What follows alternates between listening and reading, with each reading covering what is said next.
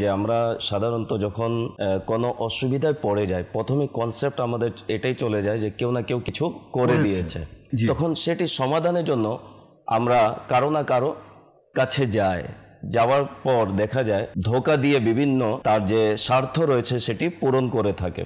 তখন একজন লোক যখন তার কাছে যায় তখন তার মেন্টালিটি বুঝে দিয়ে সে এটাই বলে যে তোমার উপর জাদু করা হয়েছে। আচ্ছা, তখন দেখা যায় প্রথমে এটাই বলে যে আমি কাজ করে দিব, কিছু দিতে হবে না, কাজ হওয়ার পর যা দেওয়া আপনি দিবেন। পরিশেষে দেখা যায় এটা চায় সেটা চায়, তাকে কি দিনের পর দিন ঘোরাতে থাকে। টাকা চায় না, লাল মোরগ, বিভিন্ন ছাগল, আচ্ছা এভাবে চায় বিভিন্ন।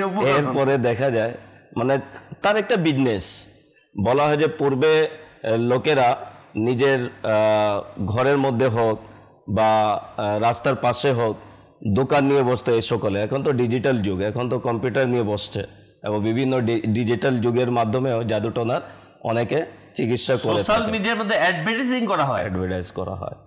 তো এখন কথা হচ্ছে যে যদি হয়ে যায়, একটা হচ্ছে আপনার একটি ধারণা যে আমার এই অসুবিধা হচ্ছে, কেউ জাদু করে দিয়েছে। প্রকৃত যদি যারা আমলধারী যদি তারা জেনেও নেয় কিন্তু তারা নাম কিন্তু প্রকাশ করে না যে অমুকে আপনাকে জাদু করেছে, বা কোনো ধারণাও দেয় না যে অমুকের মাধ্যমে বা ইস্তাখারার মাধ্যমে বা আমলের মাধ্যমে জানা গেল যিনি করেছেন তার নাম ক দিয়ে শুরু হয়। পরিবারে যারা রয়েছেন কারো নাম যদি রফিক বের হয়ে গেল, এখন রফিক ভাইয়ের তো খবর হয়ে গেল। তো আচ্ছা, বিশেষ করে মহিলারা এই বিষয় কিন্তু অনেক নার্ভাস হয়ে যায়, খুবই সেনসিটিভ হয়ে যায়।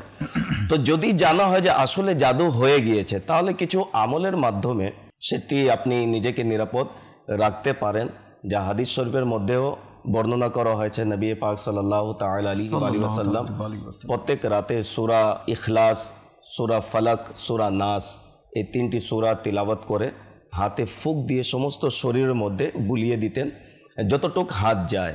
তো বলা হয়েছে এই আমল যদি কেউ করে তাহলে তাকে জাদু প্রভাব পড়বে না। এর ছাড়া কিছু আমলও রয়েছে আমাদের। যখন শবে বরাতের রাত্রে কেউ যদি বড়ই গাছের 7টি পাতা পানিতে গরম করে যদি গোসল করে নেয় তাহলে সারা বছর জাদুর প্রভাব থেকে তারা মুক্ত থাকবে, নিরাপদ থাকবে। আর মুসলিম শরীফের হাদিসের মধ্যে রয়েছে, নবী করিম সাল্লাল্লাহু আলাইহি সাল্লাম ইরশাদ করেছেন, যদি কেউ প্রতিদিন সকালে খালি পেটে 7টি আজওয়া খেজুর যদি খেয়ে নেয় তাহলে সেদিন তাকে জাদুর প্রভাব হবে না। তো বিভিন্ন আমল রয়েছে এবং আলহামদুলিল্লাহ দাওয়াতে ইসলামের একটি বিভাগই রয়েছে রুহানি চিকিৎসা ও ইস্তেখারা। সেখানে যদি আমরা যাই তো তাদের মাধ্যমে আমরা চিকিৎসা করাতে পারি, ফি সাবিলিল্লাহ করা হয়।